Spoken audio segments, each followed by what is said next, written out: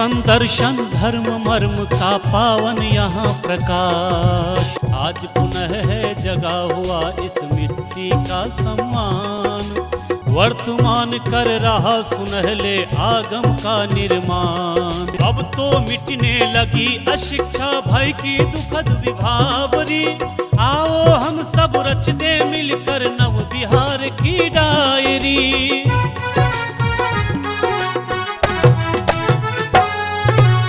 नमस्कार, Bihar video diary में आपका स्वागत है। सबसे पहले देखते हैं बढ़ता बिहार।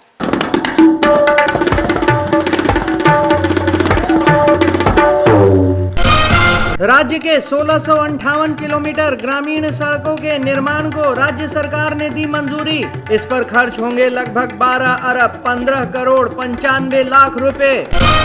राज्य का पहला पशु चिकित्सा विज्ञान और तकनीकी विश्वविद्यालय गोपालगंज में होगा स्थापित। इसके निर्माण पर खर्च होंगे लगभग 100 करोड़ रुपए। बिजली व्यवस्था को दुरुस्त करने के लिए पूरे राज्य में दौड़ेगी 48 बिजली एम्बुलेंस। शीघ्र ही यह सेवा लोगों के बीच उपलब्ध हो जाएगी। राज्य के 2 दर्जन शीर्ष कलाकार बिहार कला पुरस्कार से होंगे सम्मानित। बिहार स्थापना के 100वें वर्ष पर 2012 में कला संस्कृति विभाग ने इस पुरस्कार की थी शुरुआत। सूबे के सभी प्रखंडों में खाली पड़े तमाम पदों को शीघ्र भरा जाएगा। राज्य सरकार ने प्रखंडों में विभिन्न कोटि के रिक्त पदों की मांगी सूची। राज्य सरकार ने पुनरीक्षित न्यूनतम मजदूरी की दरों पर 7% परिवर्तनशील महंगाई भत्ता लागू करने का लिया निर्णय। इस राशि का भुगतान अप्रैल 2014 से देय होगा।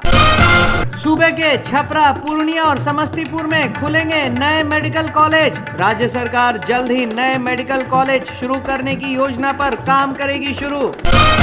सूबे में प्रारंभिक शिक्षा की स्थिति को दुरुस्त करने के लिए राज्य सरकार ने पढ़ाई की समय सीमा की तय। अब शिक्षकों को हर सप्ताह 45 घंटे पढ़ाना होगा। अनुसूचित जाति और जनजाति के मामलों की शिकायत सुनने और त्वरित कार्रवाई के लिए सूबे के हर थाने में कम से कम एक पदाधिकारी अनुसूचित जाति और जनजाति वर्ग से होंगे तैनात। यह व्यवस्था अनिवार्य रूप से अविलंब होगी लागू। राज्य सरकार जमाखोरी के खिलाफ जिला स्तर पर करेगी कड़ी कार्रवाई। इसके तहत सभी एसडीओ को अपने इलाके में निजी गोदामों पर नजर रखने का दिया गया निर्देश। बिहार में विकास की गति निरंतर कैसे तेज होती जा रही है, आइए देखते हैं प्रगति बिहार में।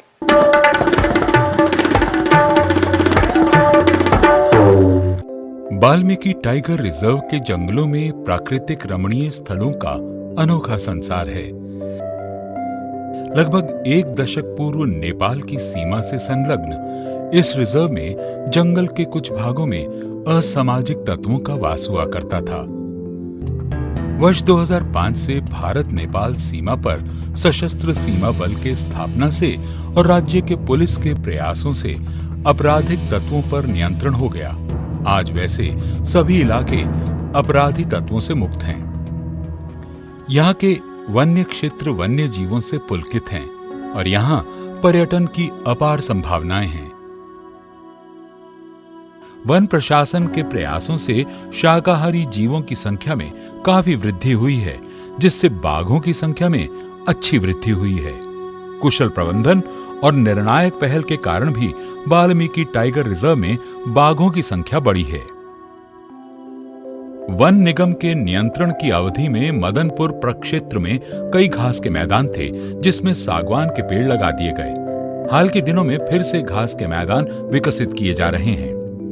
वर्ष 2012-2013 में मदनपुर प्रक्षेत्र में 27.75 हेक्टेयर नए घास के मैदान का विकास करवाया गया और कुल 180 हेक्टेयर घास के मैदान का रखरखाव कार्य किया गया। वर्ष 2013-2014 में 50 हेक्टेयर घास के मैदान का रखरखाव कार्य किया जा रहा है। घास के मैदान लगाने से शाक भक्षियों को भोज्य पदार्थ आसानी से उपलब्ध हो रहे हैं और उनकी संख्या में काफी बढ़ोतरी हुई है। यही शाक भक्षी प्राणी बाघ के लिए मुख्य भोज्य पदार्थ होते हैं, जिससे इनकी संख्या में वृद्धि होती है। वर्ष 2013 में वन्य प्राणियों की गणना में कुल 22 बाघों के होने के प्रमाण मिले हैं। वनों में घास के बेहतर वृद्धि हेतु माइकिनिया, फिनिक्स और अन्य खरपतवार को हटाया जा रहा है। हैबिटेट डेवलपमेंट में हम लोग यहाँ पे ग्रासलैंड मैनेज कर रहे हैं। ग्रासलैंड के साथ साथ ट्री के अंदर का जो सेडी पार्ट है उसका भी हम लोग मैनिपुलेशन मैनेज करते हैं। उससे क्या होता है कि फ्रेश जो है ग्रास आता है और हमारा प्रोटेक्शन में भी उसका वाइडर व्यू ऑफ प्रोटेक्शन होता है। तो कोई भी अगर जो फ्रिंज पे हमारा रोड है, रोड के दोनों तरफ अगर कोई मूवमेंट किया है तो उसकी भी जानकारी हो जाती है। तो ये बेसिकली जो है हैबिटेट मैनेजमेंट जो ग्रासलैंड और हर्बीवोर को इम्प्रूव करने के लिए किया जा रहा है, जबकि इसी हर्बीवोर पे हमारा कार्निवोर, टाइगर, लेपर्ड ये सब डिपेंड करता है। लगातार सतर्कता और वन्य जीवों के अनुश्रवण और वन्य अपराध की रोकथाम के लिए वाल्मीकि टाइगर रिजर्व के अंदर 27 एंटी पोचिंग कैंप हैं, जिनमें प्रत्येक एपीसी में 5 नवयुवकों की तैनाती की गई है जो वहां के स्थानीय निवासी हैं। इसके साथ साथ बाघों के अनुश्रवण के लिए 105 टाइगर ट्रैकर का नियोजन किया गया है। वन और वन प्राणियों के प्रति संवेदनशीलता और संरक्षण की प्रमुखता के साथ इसकी उपयोगिता से न्यायिक सेवा, स्कूली बच्चे, शिक्षक और प्रशासनिक सेवा के लोगों को भी अवगत किया जाता है, जिससे वे भी अपनी सहभागिता का महत्व समझ सकें, क्योंकि प्रकृति पर मनुष्यों के साथ साथ पेड़ पौधों और जीव जंतुओं का भी समान अधिकार है। इसलिए मनुष्य की जिम्मेदारी है इन बेजुबानों के दर्द को समझना, उनके लिए बेखौफ खेलने और मुस्कुराने की वजह बनना।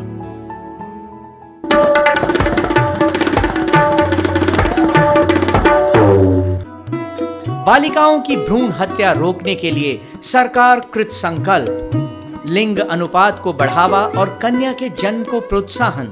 गरीबी रेखा के नीचे के परिवारों को कन्या के जन्म स्वरूप अनुदान राशि। ऐसे परिवारों को कन्या के जन्म के समय 2000 रुपए प्रति कन्या की दर से यूटीआई के चाइल्ड कैरियर बैलेंस्ड फंड में निवेश। यूटीआई के चाइल्ड कैरियर बैलेंस फंड में निवेश कर प्रमाण पत्र लाभुक माता पिता को। मुख्यमंत्री कन्या सुरक्षा योजना सूचना एवं जनसंपर्क विभाग द्वारा जनहित में प्रसारित। मुख्यमंत्री श्रम शक्ति योजना, इस योजना के अंतर्गत राज्य के अल्पसंख्यक समुदाय के 18 से 45 वर्ष के बेरोजगार और श्रमिकों को उनके कार्य के संबंध में विशेष प्रशिक्षण दिया जाता है।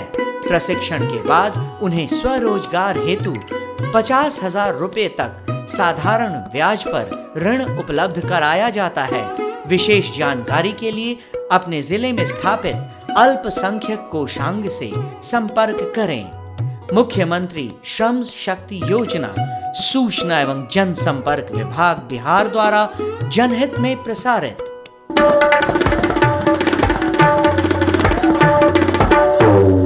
और हर बार की तरह इस बार भी हम आपको मिलवाएंगे एक बिहारी प्रतिभा से अपने अगले सेगमेंट बिहार प्रतिभा में।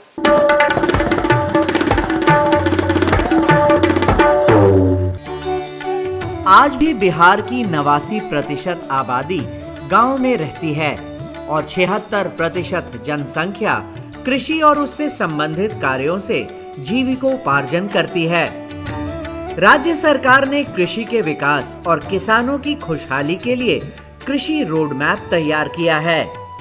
कृषि रोड मैप के माध्यम से सरकार किसानों को गुणवत्तापूर्ण उपादान उपलब्ध कराती है, साथ ही उन्हें नई तकनीकों से अवगत और प्रशिक्षित कर उनकी क्षमता का विकास करती है। इसके अलावा विभिन्न योजनाओं में कृषकों को अनुदान का सहयोग देकर बिहार में कृषि विकास को नई दिशा दी जा रही है। राज्य सरकार सूबे के कृषि क्षेत्र में इंद्रधनुषी प्रगति लाना चाहती है, जिसके तहत दुग्ध उत्पादन, मछली पालन और मुर्गी पालन के क्षेत्र में विशेष ध्यान दिया जा रहा है। इसका लाभ उठाकर किसान आज आर्थिक रूप से काफी समृद्ध हुए हैं। जैविक खेती प्रोत्साहन कार्यक्रम के अंतर्गत मृदा स्वास्थ्य में सुधार के लिए सरकार द्वारा जैविक खाद के उपयोग को प्रोत्साहित किया जाता है। सूबे में बाढ़ और सुखाड़ को देखते हुए राज्य सरकार ने किसानों को 8 घंटे बिजली उपलब्ध कराने का निर्णय लिया है। साथ ही कृषकों को डीजल अनुदान का लाभ भी दिया जाएगा। सरकार द्वारा किए जा रहे इन प्रयासों का फल अब दिखने लगा है। उत्पादन और उत्पादकता के मामले में बिहार के किसानों ने धान, गेहूं और मक्का में राष्ट्रीय औसत को पीछे छोड़ दिया है। कृषि कैबिनेट द्वारा कृषि रोड मैप के कार्यक्रमों की निरंतर समीक्षा की जाती है और परिणामों का मूल्यांकन किया जाता है ताकि किसानों को योजनाओं का पूरा लाभ मिले और उनकी आय में वृद्धि हो सके।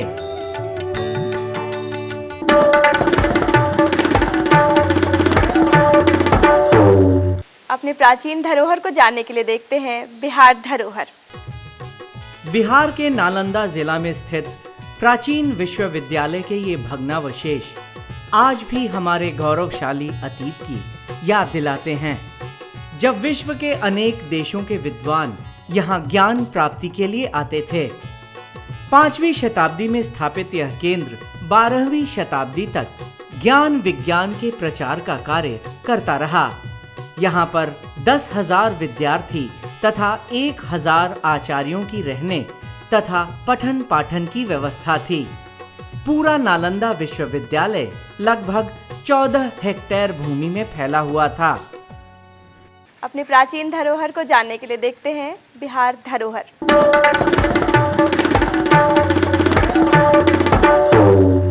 और आज के लिए बस इतना ही। अगले एपिसोड में फिर से होंगे आपके साथ। तब तक के लिए जय बिहार।